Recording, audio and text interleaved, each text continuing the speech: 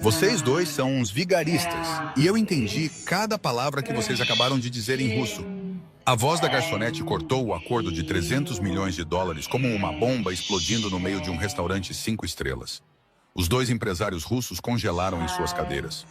O chefe da máfia, um dos homens mais perigosos de toda a costa leste, deixou sua caneta cair no ar. Todd, o gerente, ficou branco como papel. Ninguém esperava que a garota quieta e magra, que foi invisível por 2 anos carregando pratos e enchendo copos no Lislect, falasse russo fluentemente. E ninguém poderia imaginar que ela estava prestes a expor uma fraude. Uma fraude projetada não apenas para roubar 300 milhões de dólares, mas para fazer com que o homem mais poderoso da sala fosse caçado e morto por seus próprios aliados. Mel e Sergei escolheram o restaurante errado e subestimaram a pessoa errada. Porque Josie Beckett não era apenas uma garçonete. E esse seria o erro mais caro que eles já cometeram em suas vidas. Se a coragem de Josie te arrepiou, deixe o seu like agora mesmo. Compartilhe esta história com alguém que já foi subestimado e se inscreva para não perder o que acontece a seguir. Agora, vamos voltar para onde tudo começou. 14 horas antes, quando Josie Beckett acordou às 4:30 da manhã, em uma kitnet caindo aos pedaços no Bronx, sem a menor ideia de que aquele dia mudaria sua vida para sempre. Na luz fraca daquela madrugada, Josie Beckett estava deitada em um colchão fino, diretamente no chão de uma kitnet apertada no Bronx. O despertador tocou às 4:30 da manhã, mas ela já estava acordada antes disso, com os olhos bem abertos e fixos em um teto manchado com placas de mofo que se espalhavam. Ouvindo o barulho arranhado de ratos dentro das paredes, e a respiração pesada e difícil de sua mãe na velha cama de hospital ao lado dela. Gloria Beckett estava ali, com todo o lado esquerdo do corpo completamente imóvel, desde o derrame há 4 anos. Olhos bem fechados, boca levemente torta para um lado, sua mão direita se contraindo ocasionalmente durante o sono.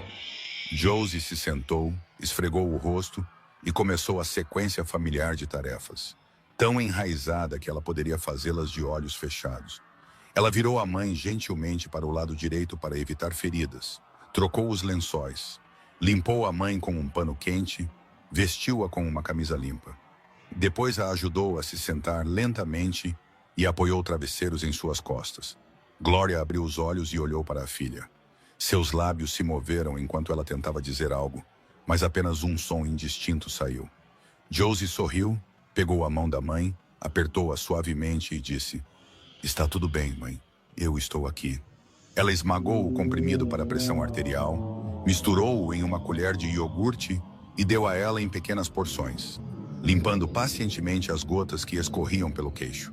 Depois disso, ela verificou o monitor de pressão arterial, anotou os números em um pequeno caderno que estava quase 100 páginas e olhou para o relógio. Faltavam 40 minutos para a chegada de Patrícia, a enfermeira comunitária do programa Medicaid. Patrícia só podia ficar por 1 hora por dia. E depois disso, Gloria ficaria sozinha até Josie chegar em casa às 8 da noite. 12 horas sozinha. Toda vez que Josie pensava nisso, seu peito se apertava como se a mão de alguém estivesse se fechando ao redor dele. Enquanto esperava, ela se sentou à pequena mesa da cozinha, cheia de envelopes. Uma conta de hospital da visita de emergência do mês passado, 3.200 dólares depois que o seguro pagou sua parte. Uma conta de farmácia, 480 dólares. O aluguel deste mês ainda não pago. A conta de luz atrasada. Josie fechou os olhos e engoliu o nó na garganta. Ela ganhava 17 dólares por hora mais gorjetas no Lislect, trabalhando 10 horas por dia, 6 dias por semana. E ainda não era suficiente. Nunca era suficiente. Sua mão se moveu sem pensar para a pequena foto colada na geladeira. A única que ela tinha de seu pai.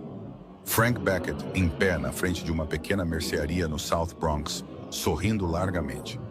Com um braço ao redor de Josie quando ela tinha apenas 12 anos. 3 semanas depois daquela foto, seu pai morreu. Josie se lembrava de cada detalhe como se tivesse acontecido ontem.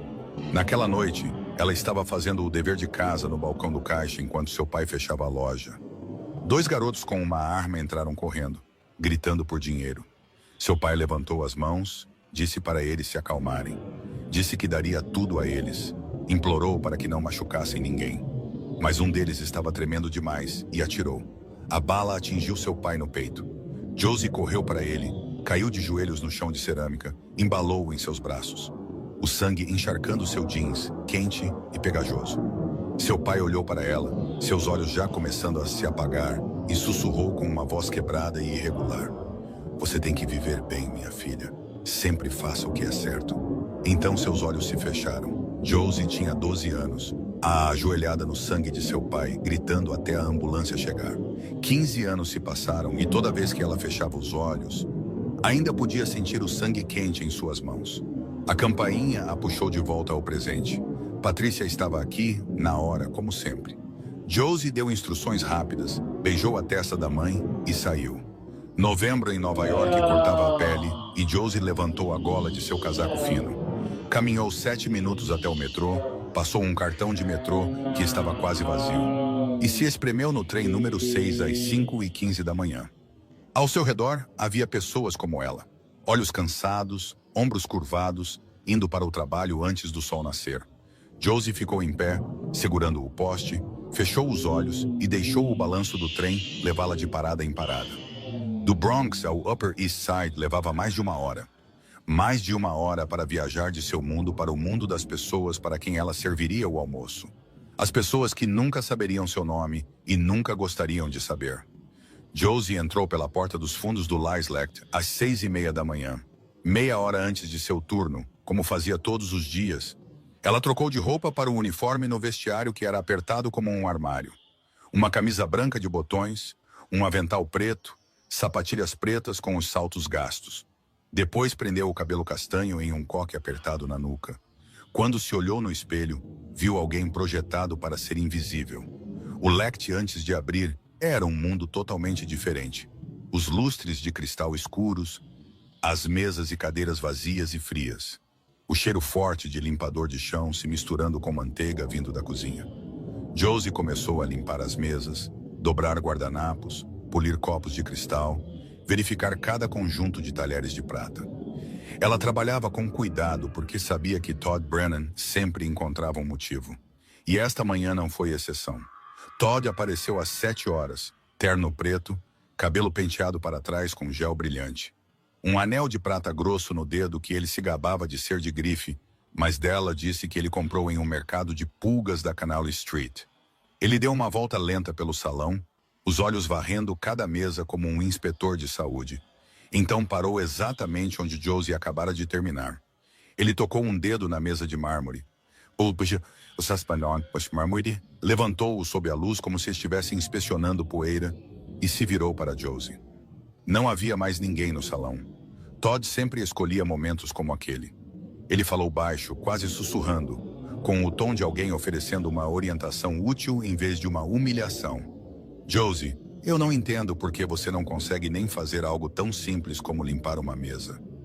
Ainda há uma mancha. Ela olhou para a mesa novamente, impecável.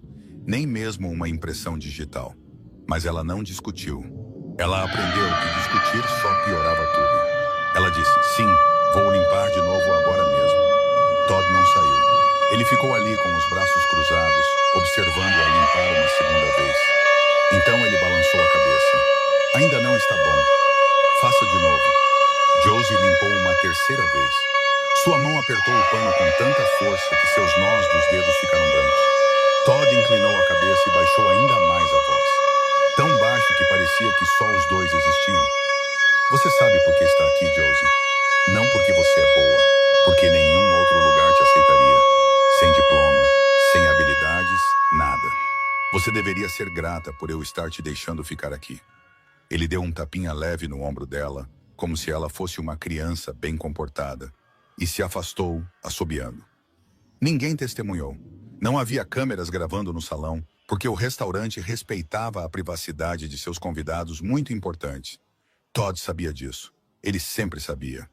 Josie ficou ali sozinha, ainda segurando o pano, com a mandíbula travada, os olhos ardendo. Mas não chorou. Ela não chorava aqui. Nunca. Lágrimas eram um luxo guardado para mais tarde, para casa. Para o momento em que a porta estivesse trancada e sua mãe estivesse dormindo.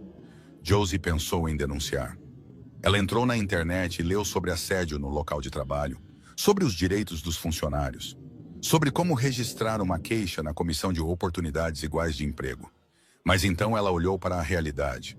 Todd nunca dizia aquelas coisas na frente de mais ninguém. Sem testemunhas, sem provas gravadas, apenas a palavra dela contra a de um gerente. E mesmo que alguém acreditasse nela, ela precisaria de um advogado. Um advogado custava dinheiro, dinheiro que ela não tinha. E a coisa que ela mais temia não era Todd. Era perder o emprego.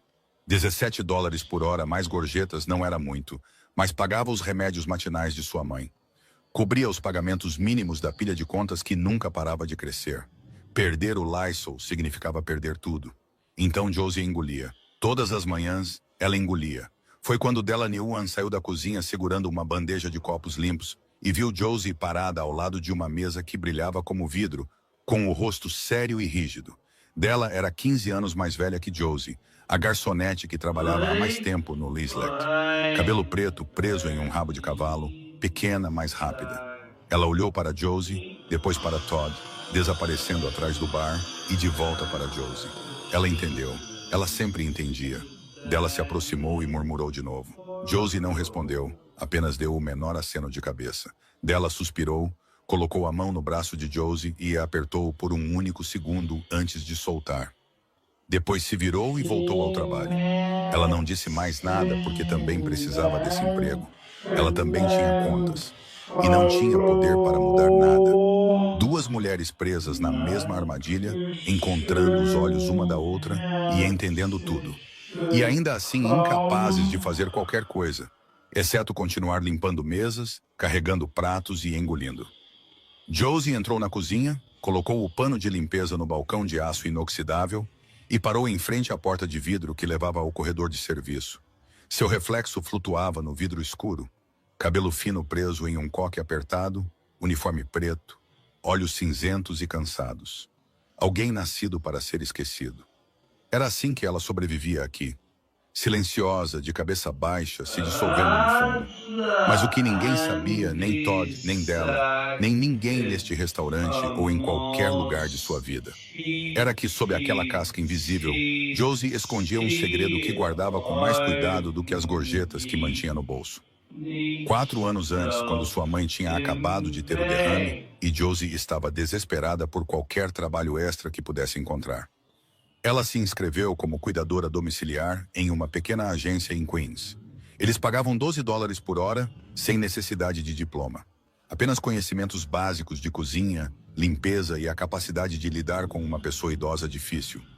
A primeira e única cliente que lhe designaram foi Irina Morizova, uma mulher russa de 80 anos que vivia sozinha em um pequeno apartamento no 3º andar de um prédio antigo em Rego Park, depois que seu marido morreu de câncer de pulmão.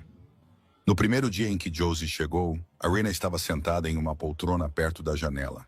Cabelo branco preso em um coque alto, costas retas como uma régua mesmo aos 80 anos.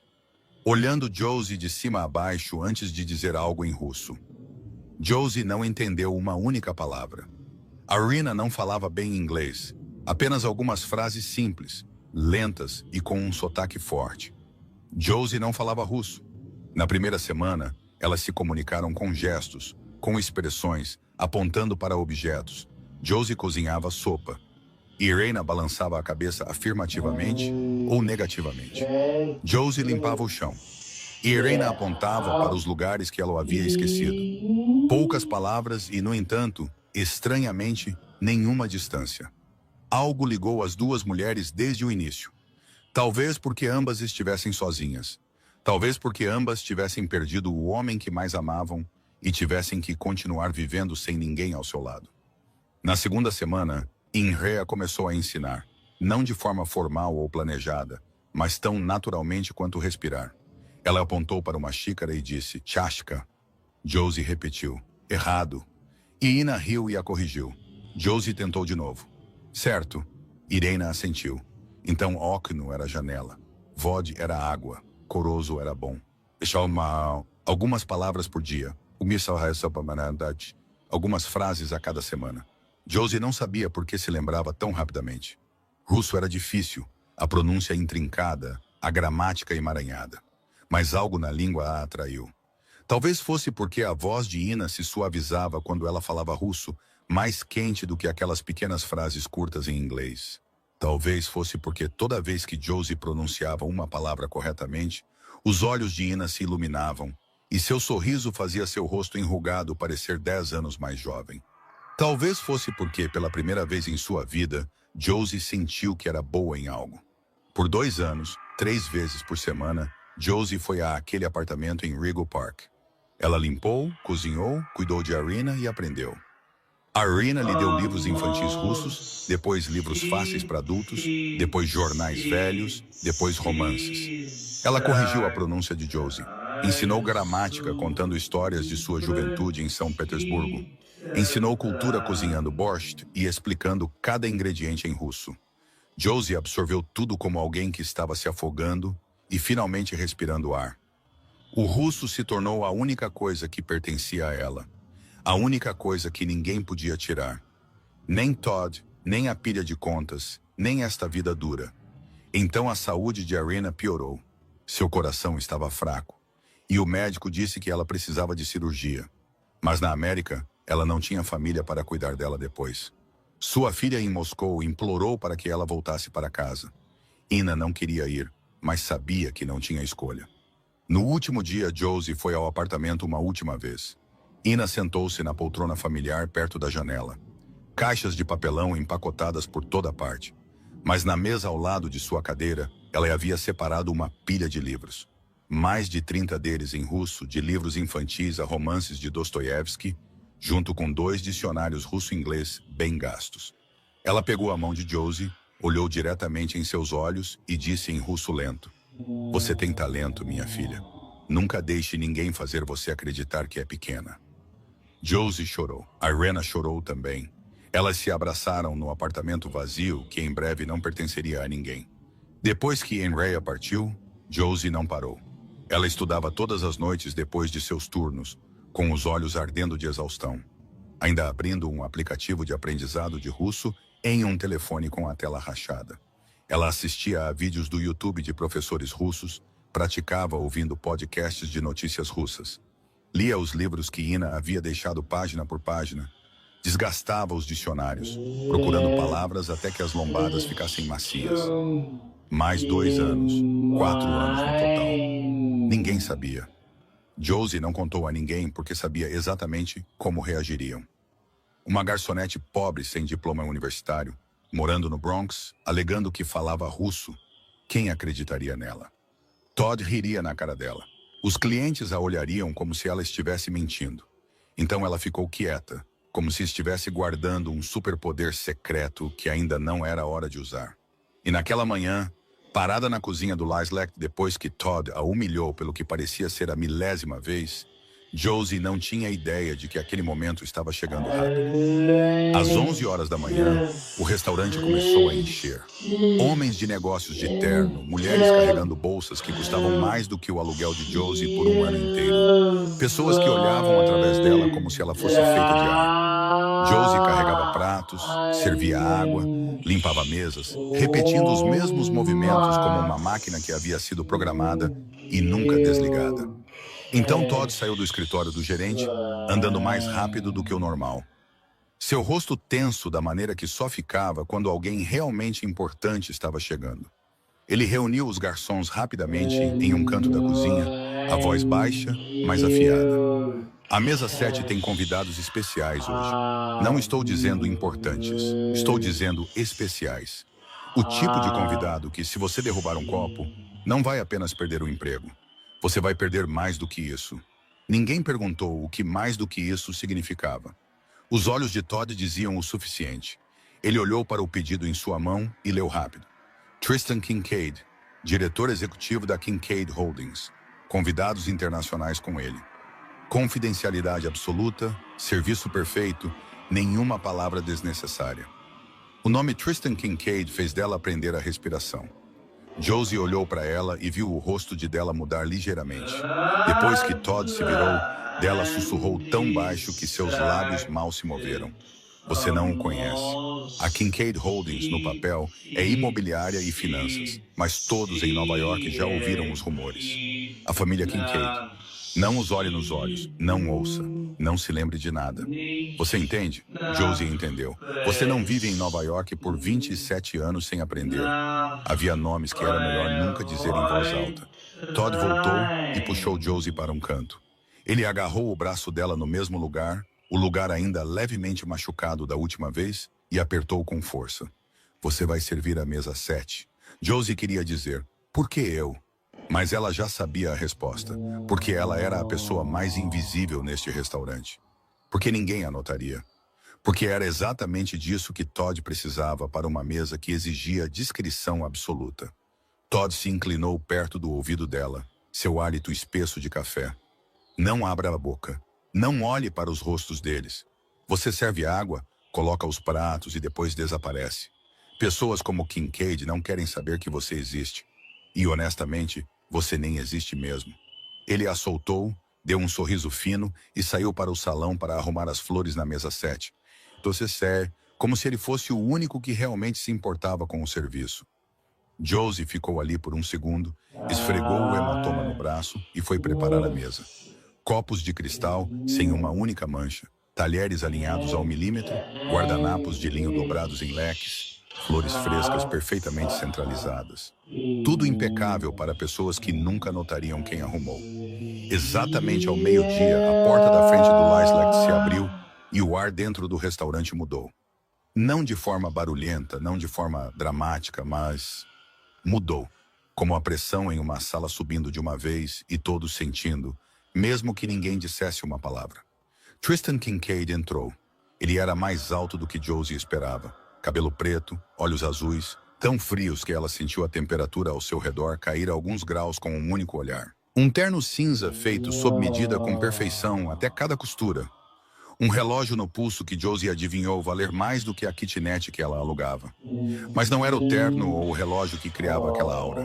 Era a maneira como ele se movia, cada passo lento e certo, como um homem que possuía cada chão que pisava. Ele não olhava para ninguém, mas sabia exatamente quem estava olhando para ele. Logo atrás de Tristan veio Reed Calloway, alguns anos mais jovem, cabelo cortado em estilo militar curto. Olhos constantemente varrendo a sala como um radar, mandíbula cerrada. Sua mão direita ligeiramente curvada ao lado do corpo, com o hábito de alguém que sempre carregava uma arma. Mais 2 guarda-costas ficaram na porta, com rostos de pedra, ombros largos, bloqueando a entrada. Com Tristan estavam 2 homens. Malevulov, por volta de 48 anos, óculos de aro fino, cabelo grisalho, um terno preto caro. O sorriso de um homem que sabia dizer o que as pessoas queriam ouvir. Sergei Petrov, mais jovem, por volta de 38 anos, ombros largos, mais quieto.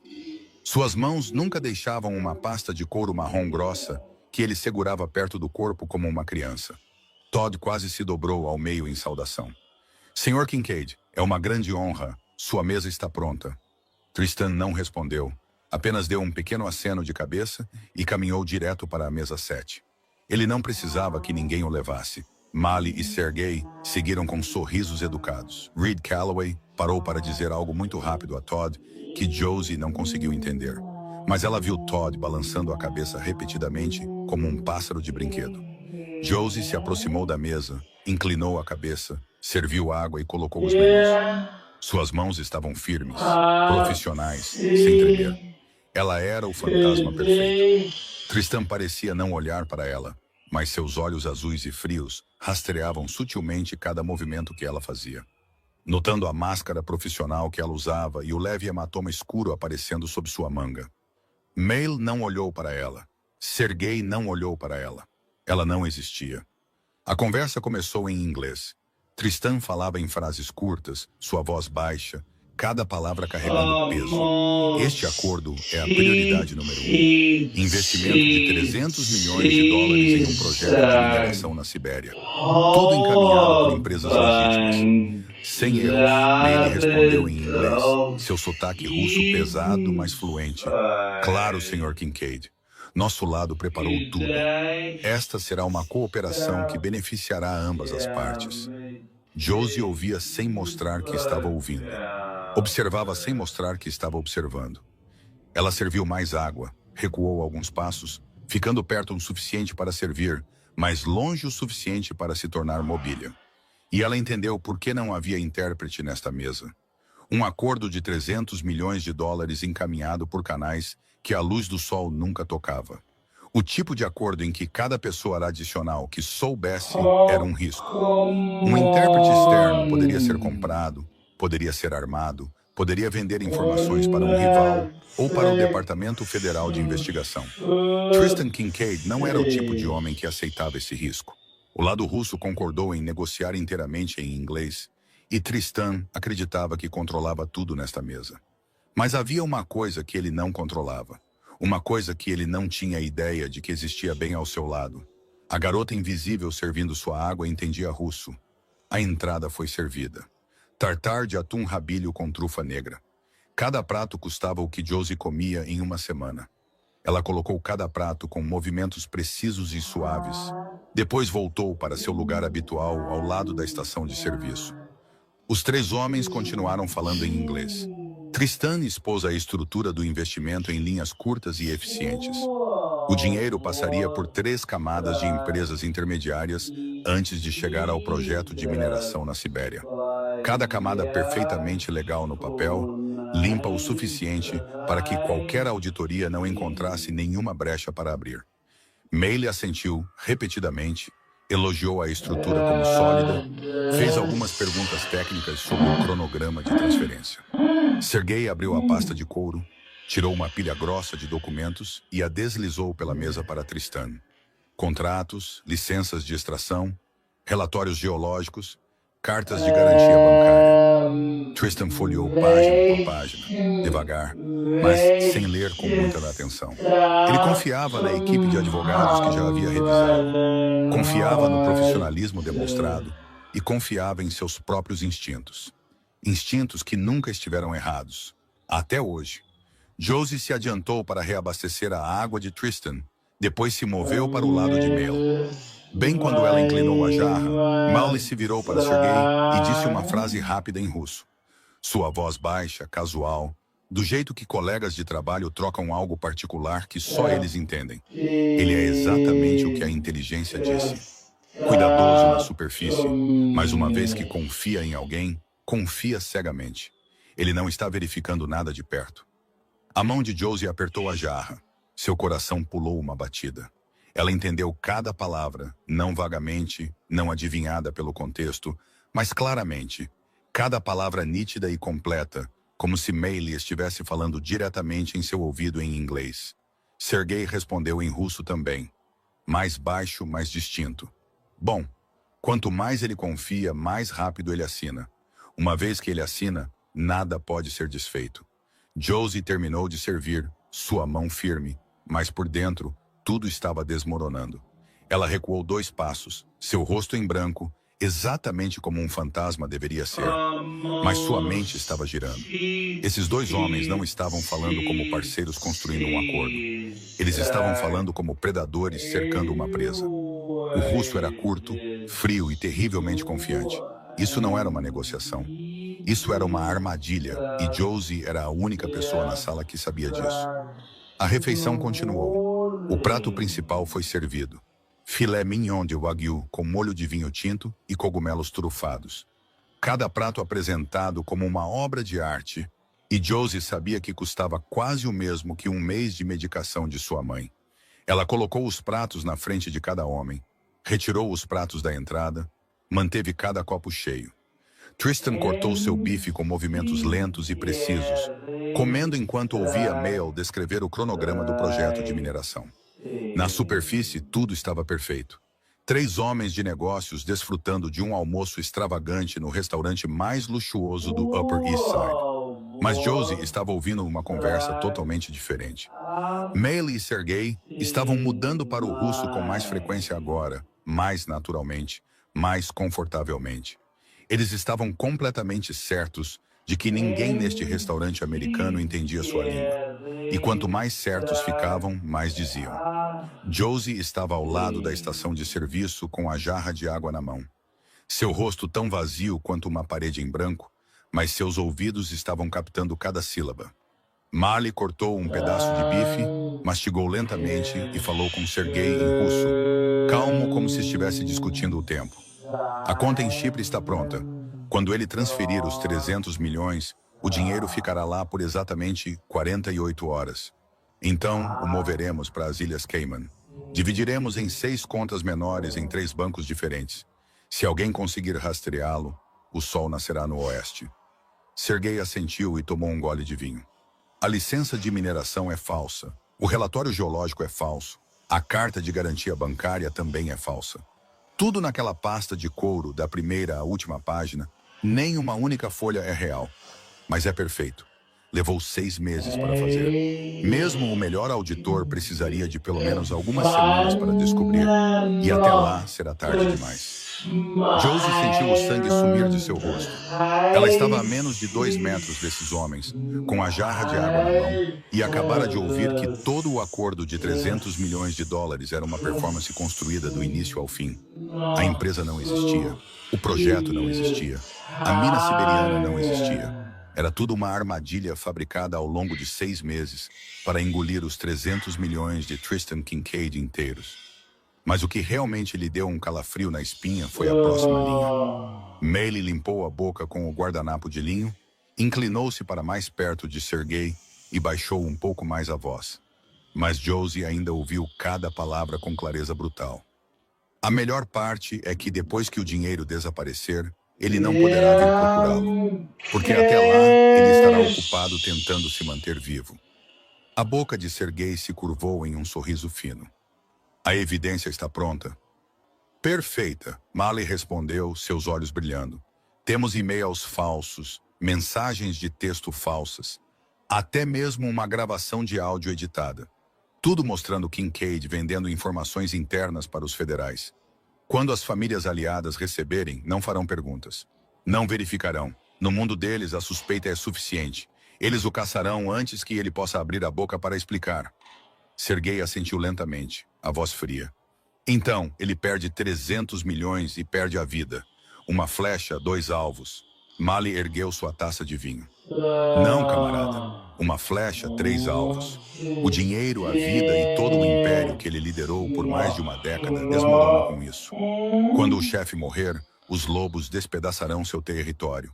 E nós estaremos sentados nas Ilhas Cayman, assistindo de longe. Eles brindaram levemente, o cristal tilintando claro, e voltaram a falar em inglês com Tristan, como se nada tivesse acontecido. Josie ficou ali. A jarra em sua mão estava gelada, mas sua palma estava escorregadia de suor. Ela acabara de ouvir um plano para roubar 300 milhões de dólares, destruir um império e matar um homem sentado a um braço de distância. Isso não era um golpe financeiro. Isso era uma sentença de morte. Josie colocou a jarra de água no balcão de serviço com as 2 mãos porque tinha medo de deixá-la cair. Depois, moveu-se rapidamente para a cozinha. Ela foi direto para um canto escondido atrás de uma prateleira de aço inoxidável empilhada com panelas. Pressionou as costas contra a parede de tijolos fria e tentou respirar. Ela não conseguia. Seu peito se apertou como se um punho estivesse se fechando ao redor dele. Seus pulmões se recusavam a funcionar. Suas mãos tremiam tanto que ela teve que prendê-las contra as coxas para que os cozinheiros não vissem. Suor frio escorria por sua espinha. Embora a cozinha estivesse escaldante, seu coração batia errado. Não apenas rápido, mas fora de ritmo, acelerando e depois parando. E ela podia sentir seu pulso na garganta, nas têmporas, nas pontas dos dedos. Ela acabara de ouvir 2 homens planejarem roubar 300 milhões de dólares e assassinar alguém em uma mesa a um braço de distância. E ela era a única pessoa na Terra que sabia disso. O que ela deveria fazer agora? Contar a quem? Todd? Ele riria na cara dela ou a demitiria na hora por ousar criar problemas com convidados muito importantes. Ligar para a polícia e dizer o quê? Eu sou uma garçonete. Ouvi 2 russos falando sobre enganar um chefe da máfia. Por favor, acreditem em mim. Eles pensariam que ela era louca. E mesmo que alguém acreditasse nela, a polícia aparecendo significaria que o Departamento Federal de Investigação saberia de um acordo de 300 milhões de dólares. Significaria que Tristan Kincaid seria investigado. Significaria que ela acabara de explodir os 2 lados. E ambos os lados eram o tipo de pessoa que poderia fazê-la desaparecer e nunca ser encontrada. Se ela falasse, estaria se colocando no meio do submundo. Um mundo onde a violência não era uma ameaça. Era a linguagem diária. Um mundo onde seu pai morreu pela violência, mesmo que não tivesse nada a ver com isso. Mas se ela ficasse em silêncio, Josie fechou os olhos e as imagens vieram sem serem convidadas. Tristan Kincaid assinando o contrato, transferindo os 300 milhões, o dinheiro desaparecendo em Chipre e depois nas Ilhas Cayman. 48 horas depois, de as famílias aliadas recebendo as provas falsas, ninguém verificando. Naquele mundo, a suspeita era suficiente. Mel havia dito isso. E então Tristan Kincaid, o homem sentado a um braço de distância, seria caçado pelas mesmas pessoas em quem confiava. E Josie teria que viver o resto de sua vida sabendo que poderia ter impedido, mas escolheu o silêncio. Josie abriu os olhos. A parede de tijolos brancos da cozinha ficou embaçada, substituída pelo chão de cerâmica da mercearia de seu pai no South Bronx 15 anos antes. Sangue em seus joelhos. A mão de seu pai na dela, ficando mais fraca, mais fria. A voz quebrada de seu pai.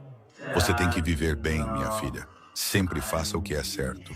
Então a voz de Arena, mais quente, mais suave, em russo. Nunca deixe ninguém fazer você acreditar que é pequena. Duas vozes, duas línguas, a mesma mensagem. Josie ficou ali, com as costas contra a parede fria, olhos abertos e fixos em nada. E ela sentiu como se aquelas duas pessoas estivessem ao seu lado, esperando que ela decidisse. Josie, café para a mesa 7 agora. A voz de Todd rasgou o silêncio da porta da cozinha. Josie se encolheu, puxada de volta ao presente. Mesa 7, 3 homens, 300 milhões. Uma sentença de morte sendo assinada agora mesmo. Ela enxugou o suor das mãos no avental, foi até a máquina de expresso e colocou 3 xícaras de expresso em uma bandeja de prata. Suas mãos ainda tremiam, mas não o suficiente para alguém notar.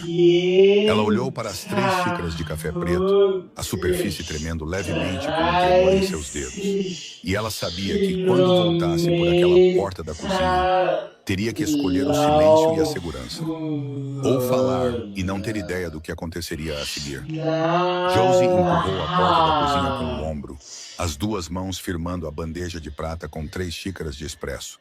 Cada passo da cozinha para o salão parecia um século. Ela ainda não havia decidido. Ou talvez, mais verdadeiramente, ela estivesse tentando encontrar uma razão para não decidir. Talvez ela tivesse ouvido errado. Talvez seu russo não fosse tão bom quanto ela pensava. Talvez eles estivessem brincando. Mas ela sabia que não tinha ouvido errado. 4 anos de estudo, milhares de horas de prática. Ela ouviu cada palavra tão claramente quanto o inglês. E ninguém brincava sobre 300 milhões de dólares com uma voz tão fria. A mesa 7 apareceu. Tristan tinha uma caneta na mão, a pasta aberta na sua frente. A última página. Meili sentou-se à sua frente, dedos entrelaçados na mesa, com um sorriso paciente de um homem que sabia que estava prestes a vencer. Sergei sentou-se ao lado dele, a pasta de couro agora aberta. Outro conjunto de documentos esperando lá dentro. Reed Calloway estava a alguns passos da mesa, os olhos varrendo a sala por hábito. Mas não varrendo o único lugar que precisava, porque a ameaça não estava do lado de fora. Estava sentada bem na frente de seu chefe, sorrindo educadamente, bebendo vinho francês. Josie se aproximou da mesa e colocou cada xícara de café na frente de Tristan, depois de Mal, depois de Sergei. Quando ela colocou a última xícara na frente de Sergei, ele olhou para ela, depois se virou para Mal e falou em russo, baixo, mas com desprezo. Esta garota não é má. Olhe para esse rosto vazio, típica americana. Não sabe nada além de inglês. Você poderia ler todo o plano em voz alta na frente deles. E eles ainda sorririam e assentiriam. Meili deu uma risada suave e tomou um gole de expresso. É por isso que isso é tão fácil. Os americanos pensam que o mundo inteiro fala a língua deles. Eles não se dão ao trabalho de aprender mais nada. Arrogantes, e a arrogância tem um preço. Josie recuou, seu rosto vazio. Ela estava acostumada a ser dispensada, tratada como um objeto, falada como se não estivesse ali. Todd fazia isso todos os dias. Os clientes faziam isso a cada hora. Ela se tornou imune. Mas hoje era diferente. Hoje, o desprezo veio embalado com um plano para matar alguém. Tristan assinou a última página. O som da caneta deslizando sobre o papel era leve, comum, como se fosse apenas mais uma assinatura entre os milhões em sua vida. Mas Josie sabia que aquela assinatura poderia matá-lo. Mel estendeu a mão pela mesa, pegou a pasta assinada de volta, alisou-a e a colocou na pasta de Sergei. Então ele se inclinou e acrescentou mais uma frase em russo. Baixa e lenta, cada palavra pesada como uma bala. Quando seus aliados receberem as provas que plantamos, Kincaid morrerá sem lugar para ser enterrado. Ninguém escapa. Lealdade da máfia.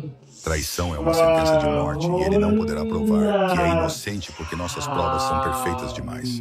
300 milhões e uma vida. O melhor trabalho de nossas vidas. Sergei ergueu seu expresso em vez de parabéns. As duas xícaras tilintaram suavemente. Josie estava ao lado da estação de serviço, a menos de 3 metros da mesa, e algo dentro dela quebrou. Não da maneira que desmorona. Da maneira que uma porta mantida fechada por muito tempo finalmente explode suas dobradiças. Ela ficou em silêncio a vida inteira. Silenciosa quando Todd a humilhava. Silenciosa quando os clientes a tratavam como ar. Silenciosa quando engolia suas lágrimas todas as noites naquela kitnet mofada. Silenciosa porque o silêncio era seguro. Silenciosa porque falar significava ser esmagada. Mas naquela noite no chão da mercearia, seu pai não lhe disse para ficar segura. Ele lhe disse para fazer o que era certo. E Arena não lhe ensinou russo para que ela pudesse escondê-lo para sempre. Ela lhe ensinou para que Josie soubesse que não era pequena. Josie colocou a bandeja de prata vazia na estação de serviço. Gentilmente, sem fazer barulho, ela olhou para a mesa 7. Tristan estava dizendo algo a Mel em inglês, relaxado, confiante, completamente inconsciente de que acabara de assinar sua própria sentença. Mel assentiu, sorrindo largamente. Sergei fechou a pasta e fechou a trava. Todd estava mais longe com os braços cruzados, satisfeito porque a mesa dos convidados importantes estava correndo bem. Josie respirou fundo, a mais profunda que já havia respirado em sua vida. O ar fresco do restaurante encheu seus pulmões, nítido e limpo. Então ela andou. 1 passo, 2 passos, 3 passos em direção à mesa 7. Com licença. As palavras saíram menores do que ela queria, quase um sussurro, engolidas pelo jazz suave que vinha dos alto-falantes do teto e pelo tilintar de talheres das mesas próximas. Ninguém a ouviu, ou ninguém se importou em ouvir. Tristan ainda estava falando com Mel sobre o cronograma de transferência. Mel assentiu, girando casualmente sua taça de vinho. Sergei verificou seu telefone. Todd estava no bar de costas para ela. Josie engoliu a garganta seca e áspera. Cada célula de seu corpo gritava para ela se virar. Voltar para a cozinha, fingir que não tinha ouvido nada, sobreviver hoje e depois amanhã, e no dia seguinte, do jeito que ela sobreviveu por 27 anos. Segura, invisível, viva. Mas seus pés não se moveram. Com licença. Desta vez, sua voz soou mais clara, mais firme, o suficiente para fazer Tristan parar no meio da frase. O suficiente para fazer Mel olhar para cima. O suficiente para fazer Todd se virar com o rosto contorcido de fúria. E o suficiente para fazer Reed Calloway tirar a mão do quadril, dar um passo à frente e fixar os olhos em Josie como um alvo. Todd chegou a ela primeiro. Ele atravessou o salão em passos largos, o rosto vermelho púrpura, veias saltando no pescoço. E agarrou o braço de Josie no mesmo lugar de sempre, com o mesmo aperto esmagador, só que desta vez mais forte. Forte o suficiente para que Josie tivesse que cerrar os dentes para impedir que a dor escapasse como um som. Você enlouqueceu? Todd sibilou entre os dentes, a voz baixa, mas afiada como uma lâmina. Volte para a cozinha agora mesmo. Você tem alguma ideia do que está fazendo? Josie não se moveu. Ela ficou ali com o braço queimando na mão de Todd. Os olhos não em Todd, mas fixos na mesa 7, em Tristan Kincaid. Ele estava olhando para ela pela primeira vez durante todo o almoço. Pela primeira vez naquele dia, talvez pela primeira vez em toda a sua vida, Tristan Kincaid estava realmente olhando para ela. Não através dela, não por cima dela, mas para ela. Aqueles olhos azuis e frios pousaram em seu rosto e Josie viu algo que não esperava. Não raiva, não aborrecimento, atenção. O tipo de atenção que um homem ganha ao sobreviver 30 anos no submundo. Lendo as pessoas através de seus olhos. E os olhos de Josie agora não eram os olhos de alguém fazendo uma cena. Eram os olhos de alguém apostando a própria vida. Espere. Tristan levantou a mão direita com a palma aberta, virada para Todd. Uma palavra, não alta, não violenta, mas poderosa o suficiente para que Todd soltasse Josie como se tivesse levado um choque. Todd recuou 2 passos, a boca ainda aberta, mas não ousou acrescentar outra palavra. Reed Calloway permaneceu imóvel, os olhos ainda fixos em Josie, a mão direita ligeiramente curvada ao lado do corpo, pronta para qualquer coisa.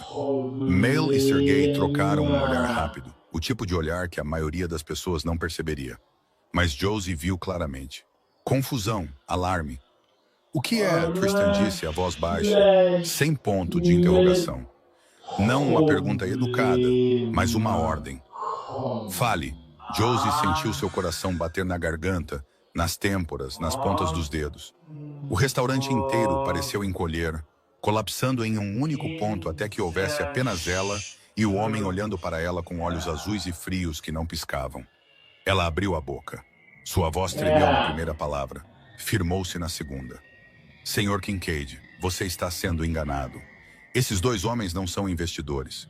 Tudo naquela pasta é falso. Os contratos, as licenças de mineração, as garantias bancárias, tudo.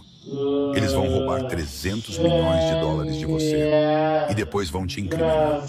Eles criaram provas falsas para fazer parecer que você traiu seus aliados. E-mails, mensagens, gravações de áudio, tudo fabricado. Assim que seus associados virem, eles não farão perguntas. Eles virão atrás de você. Você não terá a chance de explicar. Silêncio. Não um silêncio comum. O tipo que pesava tanto que Josie podia senti-lo pressionando seus ombros. Ninguém respirava. Ninguém se movia. O jazz ainda tocava no alto, mas parecia vir de outro planeta.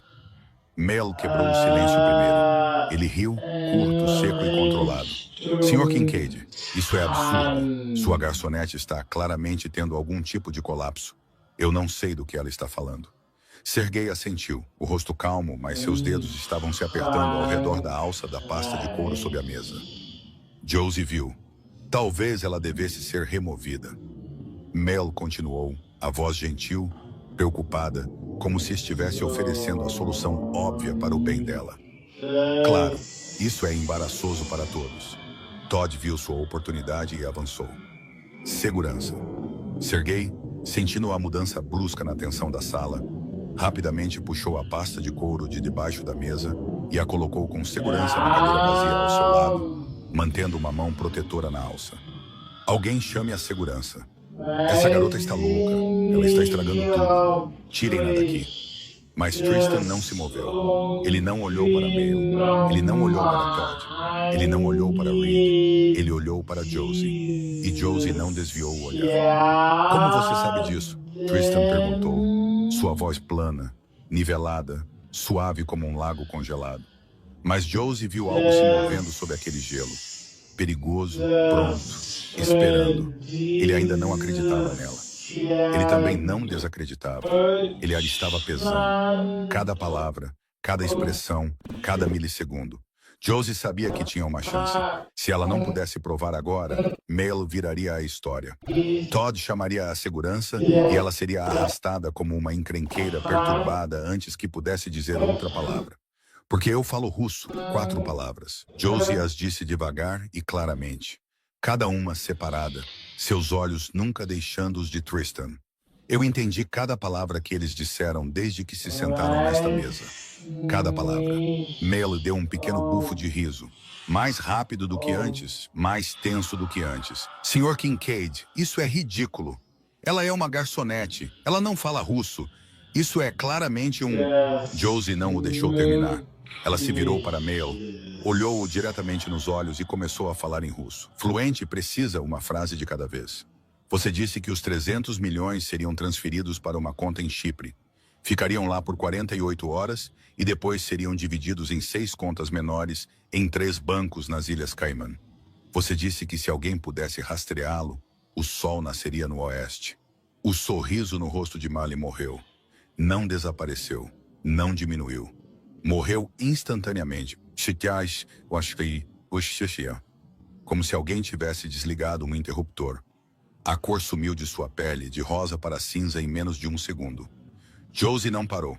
Ela se virou para Sergei e continuou em russo, sua voz mais dura agora, mais afiada. Você disse que a licença de mineração é falsa. O relatório geológico é falso. A carta de garantia bancária é falsa. Tudo naquela pasta de couro, da primeira à última página, nem uma única folha é real. Levou 6 meses para fazer. Foi exatamente isso que você disse. Sergei, que estava pegando seu expresso agora que suas mãos estavam livres, sentiu seus dedos congelarem quando Josie começou a falar. Suas mãos começaram a tremer no momento em que Josie começou a falar russo. E na última frase dela, o tremor se transformou em uma perda completa de aderência. A xícara escorregou de seus dedos, bateu na mesa de mármore e se quebrou. O som da porcelana quebrando ecoou pelo silêncio absoluto do salão. O café preto se espalhou pela toalha de mesa branca como sangue. Ninguém se moveu. Josie ainda não tinha terminado. Ela deu meio passo mais perto da mesa. Seu russo agora completamente firme. Sem tremer, sem hesitação. 4 anos de aprendizado despejados neste único momento. Mas a parte mais perigosa não é o dinheiro. Vocês prepararam provas falsas, e-mails falsos, mensagens falsas, uma gravação de áudio editada. Tudo para incriminar o Sr. Kincaid por vender informações aos federais. Vocês sabem que neste mundo, a suspeita é suficiente. Ninguém verifica. Vocês querem que seus aliados se voltem contra ele e o caçem antes que ele possa abrir a boca para explicar. 300 milhões e uma vida. Foi exatamente isso que vocês disseram. Ela olhou diretamente para Mal. Você também disse que este seria o melhor trabalho da sua vida. O salão do Lecht estava em silêncio mortal. Nas mesas ao redor, os homens de negócios, as mulheres com seus rostos polidos e joias caras, pararam de comer em algum momento. Garfos suspensos no ar, olhos fixos na mesa 7. Todd estava congelado, boca aberta, nenhum som saindo, uma mão ainda levantada na altura do peito na postura de chamar a segurança, como se tivesse esquecido como baixá-la. Reed Calloway tirou a mão do quadril, não porque estivesse menos alerta, mas porque entendeu que a ameaça não era a garçonete. Ele estava olhando para Mikhail e Sergei com um tipo de foco totalmente diferente agora. Mali sentou-se imóvel, as 2 mãos na mesa, os nós dos dedos brancos de tanto apertar. Seu rosto não tinha um traço de sangue. Sergei olhou para a xícara quebrada na mesa, cacos brancos em uma poça de café preto, e todo o seu corpo tremia. O tipo de tremor que você não consegue controlar. O tipo de tremor que acontece quando um homem percebe que tudo acabou de desmoronar. Tristan Kincaid recostou-se na cadeira lentamente, com controle. Ele olhou para Josie, depois para Maul e de volta para Josie. E pela primeira vez, Josie viu algo naqueles olhos azuis e frios que nunca tinha visto em ninguém olhando para ela. Respeito. Tristan não gritou. Ele não bateu na mesa. Ele não se levantou. Ele apenas disse 2 palavras com uma voz tão baixa que era quase inaudível. Mas cada sílaba cortou o ar mais afiada do que qualquer grito. Tranque. Reed Calloway reagiu em menos de um segundo, como se estivesse esperando por aquela ordem a vida inteira. Telefone no ouvido, uma linha curta, depois o guardou no bolso. Os 2 guarda-costas na porta da frente se moveram ao mesmo tempo, fecharam a entrada e tomaram suas posições. Um terceiro homem apareceu nos fundos, bloqueando a passagem que levava ao beco da cozinha. Em 10 segundos, todas as saídas do Lyslect foram seladas. Mail viu. Ele tentou se manter calmo uma última vez, seu inglês começando a tremer nas bordas. Sr. Kincaid, você não pode acreditar nesta garota em vez de nós. Temos documentos, credenciais, referências. Trabalhamos com sua equipe jurídica há meses. Ela não é ninguém. Tristan não olhou para Mail. Ele estava olhando para Reed. E Reed entendeu sem precisar de mais. A mão direita de Tristan pegou seu telefone, discou rápido, falou em algumas frases curtas e começou a mover na tela. O salão estava tão silencioso que Josie podia ouvir o suave deslizar do polegar de Reed sobre o vidro. Menos de 2 minutos depois, Reed levantou a cabeça, olhou para Tristan e balançou a cabeça uma vez. Apenas um balanço, mas dizia tudo. Josie entendeu. Tristan entendeu. A empresa listada no contrato não existia. A conta bancária era uma concha vazia. Tudo o que a garçonete havia dito era verdade. Tristan se levantou lentamente, centímetro por centímetro, como um grande predador se erguendo na frente de sua presa. Ele era mais alto que Mali e Sergei. E quando ele se endireitou em toda a sua altura naquele terno cinza perfeitamente cortado, sua sombra caiu sobre a mesa 7 como a escuridão engolindo a luz do dia. Ele não olhou para Mali, ele não olhou para Sergei. Ele olhou para os documentos que acabara de assinar. Agora dentro da pasta de couro que Sergei segurava com as 2 mãos trêmulas. Então ele falou em inglês, tão devagar que cada palavra caía como um martelo contra um caixão. Eu não vou perguntar por quê. Eu não vou perguntar quem vocês são. Eu não preciso saber, Reed. Ele não se virou. Ele não precisava. Reed já estava ao seu lado. Leve-os. 2 palavras. Suaves, comuns, como limpe a mesa ou chame o carro. Mas Josie viu o sangue sumir do rosto de Male tão rápido que parecia que alguém tinha aberto uma válvula. Ele entendeu o que aquelas 2 palavras significavam no mundo de Tristan Kincaid. Male abriu a boca, tentando dizer algo, mas a mão de Reed já estava em seu ombro. Não com força, não com violência, apenas colocada ali, mas era a mão de um homem que não estava acostumado a ser recusado. Sergei não precisou ser tocado. Ele se levantou imediatamente, instável, o rosto branco como papel, ainda abraçando a pasta até que Reed atirou dele com facilidade suave e decisiva. 2 guarda-costas entraram, um de cada lado. Eles não falaram. Mali e Sergei foram escoltados pelo salão, entre mesas de convidados congelados em silêncio, passando por Todd pressionado contra a parede como um homem sem alma, pela porta dos fundos, para o beco da cozinha, onde um utilitário esportivo preto, com vidros escuros, estava esperando. De alguma forma, durante todo o tempo, não houve gritos, nem súplicas, apenas o som de sapatos de couro em mármore, o som de uma porta de carro abrindo e fechando, o motor ligando, depois se afastando, e então, silêncio.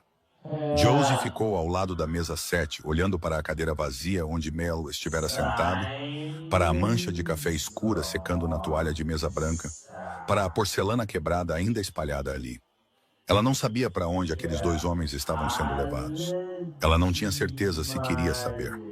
Quando a porta do restaurante se fechou atrás de Mikhail e Sergei, Tristan se virou para Todd. Ele não gritou, ele não precisava. Sua voz era baixa e lenta, cada palavra caindo como uma pedra pesada. Eu a observei desde o momento em que me sentei. Eu vi como você agarrou o braço dela. Eu vi o hematoma.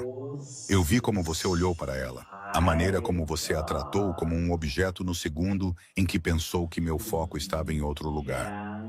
Todd abriu a boca. Sr. Kincaid, eu não... Tristan levantou uma mão, um dedo, e Todd ficou em silêncio.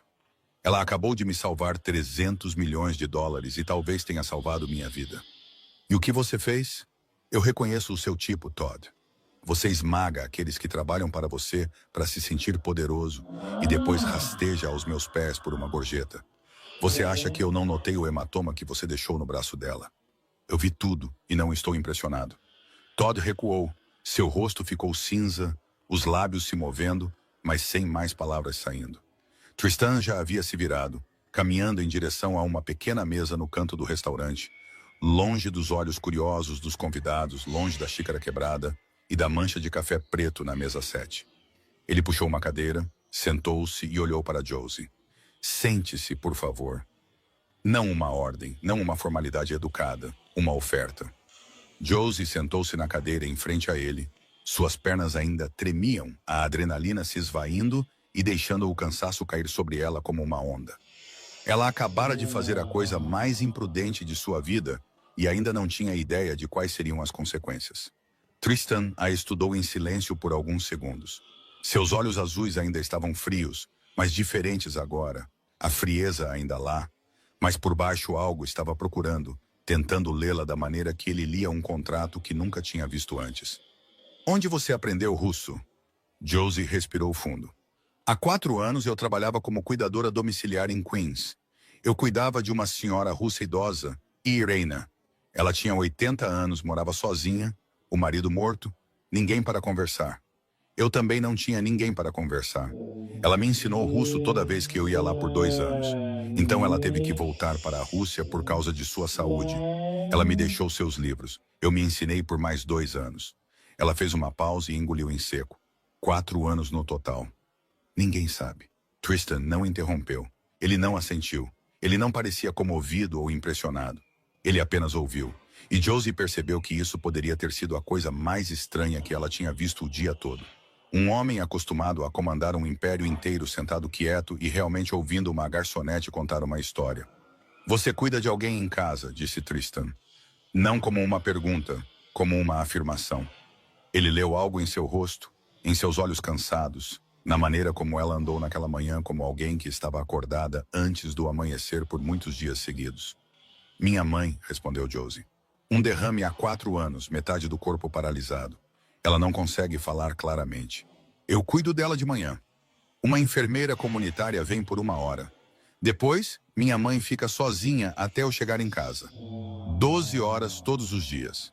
Ela não disse mais nada sobre as contas do hospital, sobre a pilha de envelopes em sua mesa da cozinha, sobre as noites em que ficava lá acordada, calculando se teria dinheiro suficiente para o remédio de sua mãe naquele mês.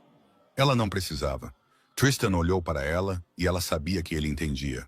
Você sabia quem eu sou, disse Tristan, sua voz um pouco mais baixa. Josie assentiu uma vez. Você sabia que mundo é este? Que tipo de pessoas se sentam naquela mesa? O que poderia acontecer com você se abrisse a boca? Josie assentiu novamente. E você ainda falou. Tristan se inclinou para a frente, cotovelos na mesa, olhos fixos nos dela. Por quê? Não com raiva, não desafiador, querendo genuinamente entender uma palavra. Mas Josie ouviu por trás dela uma vida inteira dentro de um mundo onde ninguém fazia nada sem um motivo. Onde ninguém arriscava a vida sem dinheiro. Onde ninguém era bom sem um preço. E ela acabara de quebrar todas as regras que ele conhecia. Josie olhou para suas mãos na mesa. Mãos pequenas e ásperas de tanto esfregar. Unhas curtas, sem esmalte. Então ela olhou para cima. Porque eu carrego uma promessa feita em sangue. Quando eu tinha 12 anos, vi meu pai perder a vida defendendo nossa pequena loja. Enquanto ele dava seu último suspiro em meus braços, ele me disse para sempre fazer o que é certo, não importa o custo. Hoje eu simplesmente cumpri essa promessa. A última coisa que ele me disse foi, sempre faça a coisa certa. Ela fez uma pausa por um instante. Então foi isso que eu fiz. Tristan não disse nada, por um longo tempo. Ele se recostou na cadeira, olhando para ela, e Josie viu algo mudar naqueles olhos azuis e frios. Não desapareceu.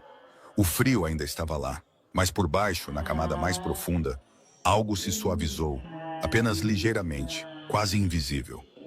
Mas estava lá, como a primeira rachadura na superfície de um lago congelado quando a primavera finalmente o toca. Tristan se levantou. Ele tirou um cartão de visita do bolso interno de seu paletó, preto com letras prateadas em relevo. Sem logotipo, apenas um nome e um número de telefone. Ele o colocou na mesa e o deslizou suavemente em direção a Josie. Venha me ver. 3 palavras, sem explicação, sem quando, sem porquê, sem menção de pagamento ou cargo. Tristan Kincaid não era o tipo de homem que fazia ofertas detalhadas em um restaurante lotado. Ele ofereceu uma porta. Se ela passaria por ela, era escolha dela.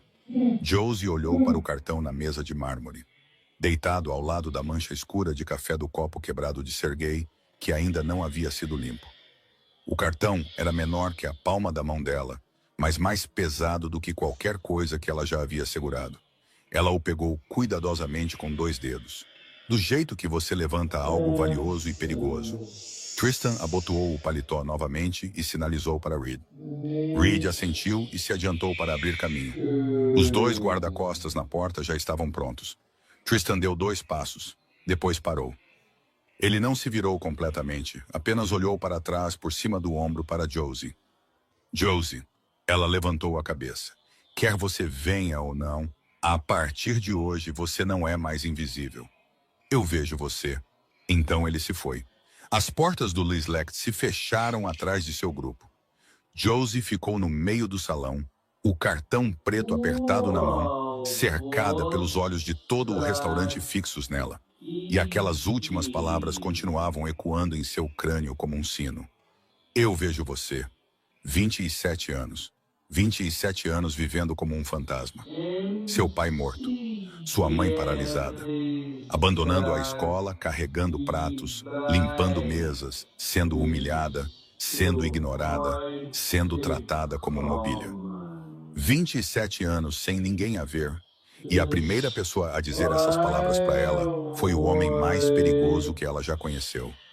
Josie apertou o cartão, sentiu sua borda afiada pressionar sua pele, e ela não sabia se estava tremendo de medo ou porque, pela primeira vez em sua vida, ela se sentia real. Naquela noite, Josie voltou para a kitnet no Bronx às 9 da noite. Patrícia já tinha ido embora há horas. Sua mãe estava deitada no escuro com os olhos abertos, olhando para o teto. Josie acendeu a pequena lâmpada ao lado da cama, sentou-se na beirada do colchão fino e pegou a mão da mãe. Gloria olhou para a filha, piscando, a boca se movendo como se estivesse tentando dizer algo, mas apenas um som indistinto saiu. Josie entendeu. Depois de 2 anos, ela conseguia ler tudo o que sua mãe queria dizer através de seus olhos. Sua mãe estava perguntando se ela estava bem. Josie sorriu e disse, "Eu estou bem, mãe." Então se inclinou e beijou sua testa. Mas ela não estava bem. Ela deu à mãe o remédio da noite, puxou o cobertor, esperou até ela adormecer e depois se sentou à mesa da cozinha. Os envelopes ainda estavam empilhados ali. $3.200 em contas de hospital, $480 em receitas, aluguel atrasado, luz atrasada. E agora, bem no meio daquela pilha, Josie colocou mais uma coisa. O cartão de visita preto com letras prateadas em relevo. Tristan Kincaid, diretor executivo, Kincaid Holdings. Ela olhou para o cartão, depois para as contas e de volta para o cartão. 2 mundos lado a lado na mesma mesa. Um mundo a esmagando dia após dia. Um mundo que poderia libertá-la e também engoli-la inteira. Josie pegou o telefone, abriu as mensagens e encontrou sua conversa com Ina. A hora em Moscou era de manhã cedo, mas Imre sempre acordava cedo. Josie digitou em russo do jeito que faziam desde que Ina deixou a América. Estou diante de uma grande decisão. Estou com medo. Irena respondeu 3 minutos depois. Minha filha, ter medo é normal, mas não deixe o medo escolher por você. Confie em si mesma. Você é mais forte do que pensa. Josie leu a mensagem de novo e de novo, depois olhou para a mãe dormindo, ouvindo o ritmo constante e pesado de sua respiração. Ela olhou para a pilha de contas. Ela olhou para o cartão de visita. $25 mil por mês. Esse número poderia quitar as contas em um único mês. Poderia mudar sua mãe para um lugar melhor. Poderia conseguir um seguro melhor para ela, uma enfermeira particular, medicação na dose certa. Poderia deixar sua mãe viver em vez de apenas existir. Mas o preço. Josie não conseguiu dormir naquela noite.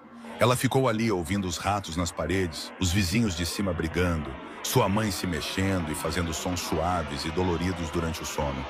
E ela pensou em seu pai, em Irena, em Tristan Kincaid e naqueles olhos azuis e frios que por um breve momento se suavizaram quando olharam para ela. Sobre suas últimas palavras. A partir de hoje, você não é mais invisível. 3 dias depois, Josie estava em frente ao prédio da Kincaid Holdings, em Midtown Manhattan. 50 andares de vidro e aço subindo direto para o céu cinzento de novembro. Ela usava o único par de calças pretas que possuía, uma blusa branca da Goodwill, que ela havia passado 3 vezes naquela manhã, e sapatilhas pretas com saltos gastos que ainda estavam limpas. Seu cabelo castanho escuro estava solto, não preso no coque apertado que usava no restaurante. Pela primeira vez em muito tempo, ela não estava tentando desaparecer. A recepcionista no saguão a olhou de cima a baixo, os olhos parando nos sapatos gastos, na blusa ligeiramente grande, na maneira como ela estava parada como alguém que não estava acostumada a entrar em um prédio como aquele. Posso ajudar? Educada, mas distante. Eu tenho uma reunião com o Sr. Kincaid. A recepcionista ergueu uma sobrancelha. Seu nome?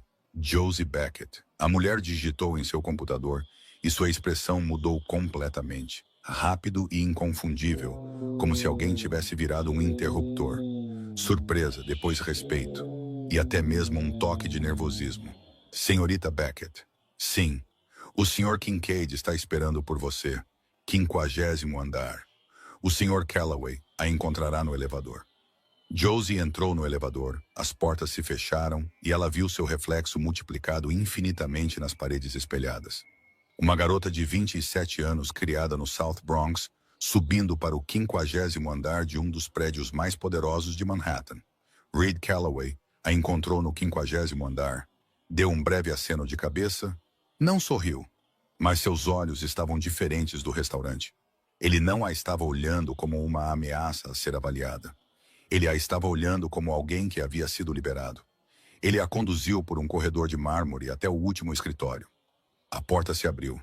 Tristan estava sentado atrás de uma mesa de madeira escura com um telefone no ombro, sinalizando para ela entrar e se sentar. Josie se sentou na cadeira de couro em frente a ele e esperou. Quando Tristan desligou, ele olhou para ela. Mickey Vulov e Sergei Petrov foram resolvidos. Sua voz era plana, e ele não explicou o que resolvidos significava. E Josie não perguntou. Ela entendeu que neste mundo havia perguntas que você não colocava no ar. Minha equipe os rastreou e descobriu que eles realizaram pelo menos 4 operações semelhantes na Europa nos últimos 3 anos. Perdas totais de mais de 200 milhões de dólares. Você não apenas salvou meu dinheiro, você quebrou todo o esquema. Ele deslizou uma pasta pela mesa. Josie a abriu. Uma oferta de emprego, cargo de especialista em idiomas e relações internacionais, reportando-se diretamente ao diretor executivo.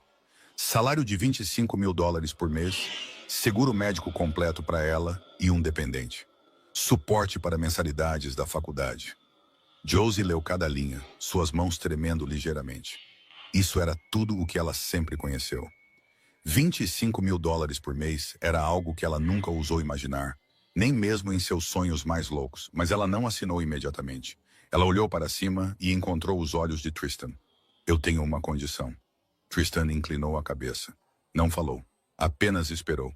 Eu não vou te ajudar a machucar ninguém que seja inocente. A sala ficou em silêncio. Reed Calloway, parado perto da porta, ergueu uma sobrancelha ligeiramente. Tristan observou Josie por um longo tempo, seus olhos azuis alendo, apesando, e Josie manteve seu olhar sem piscar. Ela sabia que estava impondo uma condição a um chefe da máfia. Ela sabia que isso poderia fazê-lo retirar tudo. Mas se ela entrasse neste mundo sem limites, ela se perderia. E se perder era o mesmo que perder tudo. Tristan assentiu, lento e final. Fechado. Josie pegou a caneta e assinou. Durante a primeira semana de Josie, Reed a orientou sobre os procedimentos, sistemas de comunicação e a estrutura organizacional. Na superfície, tudo funcionava como uma corporação de investimentos normal, agendas de reuniões, relatórios e e-mails internos. Mas Josie era inteligente o suficiente para notar as lacunas entre as linhas, as chamadas que nunca apareciam no calendário, as salas que seu crachá não conseguia abrir. Ela não perguntou. Ela aprendeu rápido, e Reed notou. No final da primeira semana, ele disse a Tristan, enquanto Josie estava na sala ao lado, sua voz baixa o suficiente para ser privada, mas ainda audível através da parede. Ela é inteligente. Inteligente de uma forma perigosa, respondeu Tristan. Curto. Eu sei. A primeira negociação veio no 10º dia. 3 empresários russos de um grupo de energia em Moscou. Desta vez, pessoas reais, uma empresa real, um acordo real. Josie havia verificado tudo de antemão, cruzado documentos, pesquisado registros comerciais, verificado identidades. Nunca mais ela deixaria algo assim acontecer. A reunião começou em inglês, mas quando passou para os detalhes técnicos, o lado russo mudou para sua língua nativa para discussão interna. Josie traduziu, não palavra por palavra como uma máquina, mas o significado, o contexto e as nuances que apenas alguém que entendia a cultura poderia captar. Quando o líder russo usou um antigo idioma de negócios de Moscou, Josie não apenas traduziu o significado literal. Ela explicou a implicação para Tristan em uma frase curta e precisa, e ele fez a contraproposta perfeita.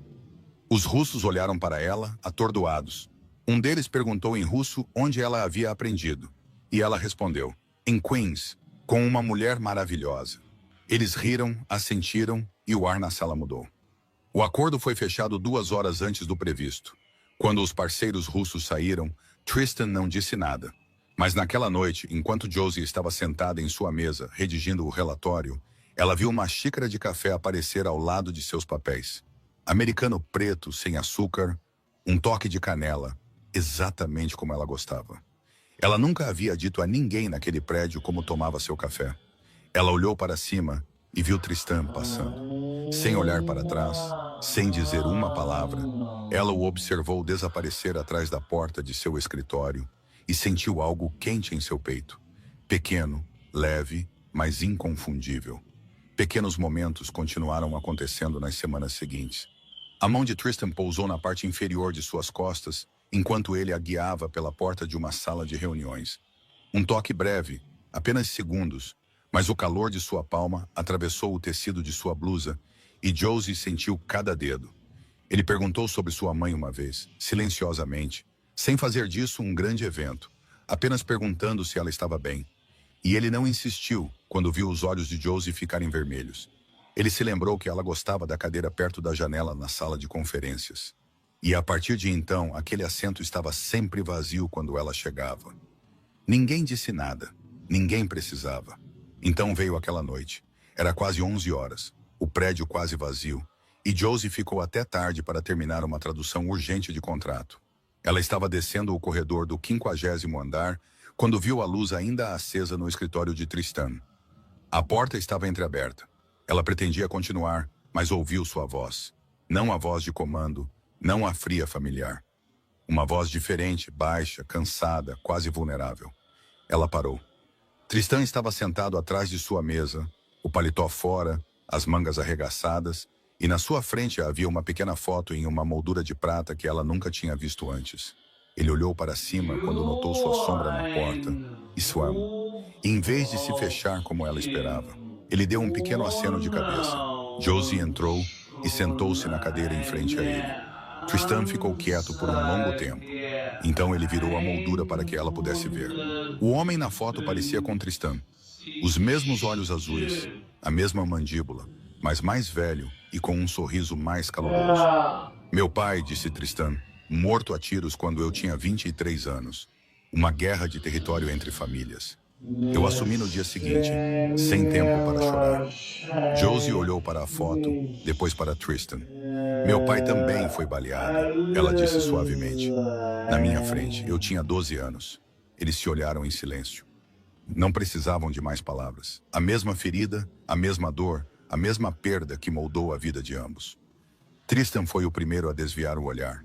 Ele colocou a foto virada para baixo, respirou fundo e disse com sua voz habitual novamente que ela deveria ir para casa.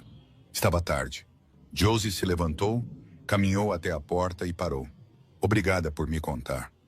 Tristan não respondeu, mas Josie o viu dar um pequeno aceno de cabeça no brilho da luminária de mesa.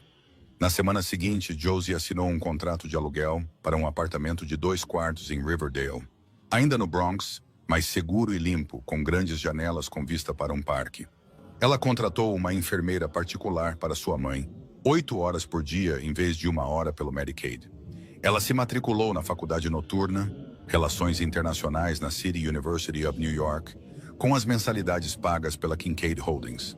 No dia da mudança, quando sua mãe estava acomodada na cama nova em um quarto inundado de luz solar, Gloria olhou ao redor para as paredes brancas e limpas, sem vestígios de mofo, para a janela larga com cortinas novas e depois para Josie. Seus lábios se moveram por um longo tempo enquanto ela tentava falar. E pela primeira vez em 2 anos, Josie ouviu uma palavra clara sair da boca de sua mãe. Filha, apenas uma palavra. Josie caiu de joelhos ao lado da cama, pegou a mão da mãe, pressionou-a contra a bochecha e disse com a voz embargada: Você não vai mais ter que sofrer. Eu prometo. Eu vou cuidar de você. Gloria chorou. Josie chorou. Naquele quarto ensolarado e brilhante, as duas mulheres se abraçaram e choraram. Não pela mesma miséria de antes, mas porque, pela primeira vez em muito tempo, havia esperança. 6 meses depois, Josie estava sentada em seu próprio escritório no 48º andar da Kincaid Holdings. Na porta de vidro, havia uma pequena placa que dizia Josie Beckett, diretora de Relações Internacionais. Ela havia atingido todas as metas que Tristan estabeleceu e foi muito além delas. Ela construiu parcerias com 4 conglomerados russos. E ela examinou e verificou cada contrato tão minuciosamente que nenhuma linha escapou dela. Seu salário era de $25 mil por mês, exatamente como Tristan havia prometido. Ela estava em seu primeiro ano de faculdade noturna na City University of New York. Sua mãe tinha uma enfermeira particular por 8 horas por dia, medicação na dose certa e um quarto ensolarado em Riverdale. Della Nuen agora trabalhava na administração da Kincaid Holdings, contratada por recomendação de Josie, ganhando 3 vezes o que ganhava no Lelic. Todd Brennan foi demitido 2 semanas após o incidente da mesa 7. Não porque Tristan ordenou, mas porque a gerência do restaurante descobriu que ele estava roubando as gorjetas dos garçons há anos, exatamente o que Della suspeitava. Naquela noite, perto da meia-noite, o prédio estava vazio. Josie ficou até tarde traduzindo um arquivo urgente para uma reunião na manhã seguinte. Ela subiu ao 50º andar para pegar documentos de apoio e viu a luz ainda acesa no escritório de Tristan. A porta estava ligeiramente aberta. Ela bateu suavemente e entrou. Tristan estava sentado atrás de sua mesa, o paletó jogado sobre a cadeira, os 2 primeiros botões da camisa desabotoados, girando lentamente um copo de uísque na mão. Ela sabia que ele não bebia muito, mas esta noite era diferente. Ele olhou para ela e Josie percebeu que ele estava cansado. Não o cansaço de não dormir, mas o cansaço de carregar muito por muito tempo, sem ter onde descansar. Josie sentou-se na cadeira em frente a ele. Não falou, apenas esperou. O silêncio se estendeu, mas não era pesado. Era o tipo de silêncio entre 2 pessoas que não precisavam preencher cada espaço com palavras. Então Tristan falou, a voz baixa e lenta, não olhando para ela, olhando para o uísque. Você sabe, neste mundo, as pessoas ficam perto de mim porque têm medo ou porque querem algo. Ninguém fica porque quer ficar. Reed é leal, mas isso é um código de honra, não porque ele me escolheu. Os parceiros estão aqui por dinheiro. Os inimigos estão aqui porque têm medo. Eu vivo entre centenas de pessoas e nunca pude confiar em ninguém. Ele levantou a cabeça, os olhos azuis fixos nos de Josie. Você é a única pessoa em quem eu confio, Josie. Não porque você tem medo de mim, não porque você precisa de dinheiro, mas porque naquele dia no restaurante você poderia ter ficado em silêncio, segura, e ninguém saberia, mas você escolheu falar. Você escolheu fazer a coisa certa, quando fazer a coisa certa poderia ter te matado. Eu nunca conheci ninguém assim. Nenhuma vez. Josie sentiu seus olhos arderem. Ela engoliu e disse suavemente, e você é o único que já me viu. 27 anos eu vivi como um fantasma. Meu pai morreu. Minha mãe ficou doente. Eu carreguei pratos e servi água para pessoas que nunca olharam para o meu rosto. Todd me disse que eu não era nada. Os clientes olhavam através de mim. Eu comecei a acreditar. Mas naquele dia, naquele restaurante, quando eu falei e você parou e ouviu, quando você olhou para mim, realmente olhou, foi a primeira vez na minha vida que eu me senti real. A sala estava tão quieta que Josie podia ouvir a cidade distante do lado de fora do vidro. Buzinas, vento, o som de Nova York que nunca dorme. Tristan pousou o uísque. Ele se levantou. Ele contornou a mesa, devagar, passo a passo, como se tivesse medo de quebrar algo frágil. Ele parou na frente de Josie. Ela também se levantou. Ela nem sabia quando aconteceu, apenas que estava de pé em frente a ele, perto o suficiente para sentir o calor de seu corpo, o cheiro de sândalo e uísque, o ritmo medido de sua respiração. Tristan levantou a mão e tocou seu rosto, gentil, mais gentil do que ela acreditaria ser possível de uma mão que havia ordenado coisas impiedosas. Seus dedos traçaram sua mandíbula, pararam em seu queixo e inclinaram seu rosto para cima. Josie não recuou. Ela olhou em seus olhos e naqueles olhos azuis que geralmente eram gelados, ela viu o que ele mantinha escondido do mundo inteiro. Solidão, fome, o medo de que ele não merecesse nada de bom. O primeiro beijo não foi apressado. Foi lento, suave, lábios com lábios, depois uma pausa, como uma pergunta, como se ele estivesse esperando por permissão, e então mais profundo. Josie fechou os olhos e sentiu tudo o que carregava. A dor de perder o pai, o peso de cuidar da mãe, as humilhações, as noites em que chorou sozinha. Tudo isso se afrouxou um pouco, apenas um pouco, mas o suficiente para que ela pudesse respirar. E Tristan, o homem que nunca teve permissão para ser fraco, baixou a guarda pela primeira vez em sua vida. Quando se afastaram, Tristan não falou. Ele apenas apoiou a testa na dela, olhos fechados, respirando devagar. Duas pessoas feridas se encontrando dentro de um mundo impiedoso. Josie deixou o prédio perto da 1 da manhã. Ela caminhou pela calçada de Midtown. O ar de maio ameno, seu telefone vibrou. Uma mensagem de Irena em russo. Josie, eu vi uma entrevista em uma revista de negócios russa sobre a talentosa intérprete americana da Kincaid Holdings. Eu sempre soube que você era especial. Você é minha melhor aluna. Josie sorriu e respondeu em russo. Tudo começou com você, Irena. Com a primeira palavra, Chashka. Anna respondeu com uma palavra, Kro, bom. Josie guardou o telefone no bolso e continuou andando. Ela passou pelo Lect. O restaurante estava fechado, luzes apagadas, mesas e cadeiras afundadas na escuridão atrás do vidro. Ela parou por um segundo e olhou para dentro. As mesas que ela havia limpado milhares de vezes. O bar onde Todd costumava ficar com os braços cruzados, olhando para ela como se fosse lixo. Ela não entrou. Ela não precisava. Ela não precisava provar nada a ninguém. Ela havia provado para si mesma. Josie continuou andando. Seu telefone vibrou novamente. Uma mensagem de Tristan. Chegou em casa segura. Josie sorriu. Um sorriso real. O tipo que havia desaparecido de seu rosto por muito tempo e voltou esta noite. Quase. Ela digitou. Ela olhou para a cidade ao seu redor. Nova York. Enorme, caótica, impiedosa e ainda cheia de milagres se você ousasse acreditar. 27 anos. Josie Beckett viveu como um fantasma, invisível, dispensada, esquecida. Mas ela provou que o valor de uma pessoa não está em um diploma na parede ou em um saldo bancário. Está na coragem. A coragem de se levantar e fazer a coisa certa no momento mais difícil, que o talento pode vir de qualquer lugar. De uma kitnet surrada no Bronx, de uma senhora idosa solitária em Queens, de 4 anos de estudo tarde da noite enquanto o mundo dormia. Que você nunca deve subestimar ninguém. Porque a garota que carrega seus pratos, aquela que você não se deu ao trabalho de olhar, pode ser a pessoa que salva a sua vida. E que cada um de nós, onde quer que estejamos, o que quer que estejamos vivendo, merece ser visto.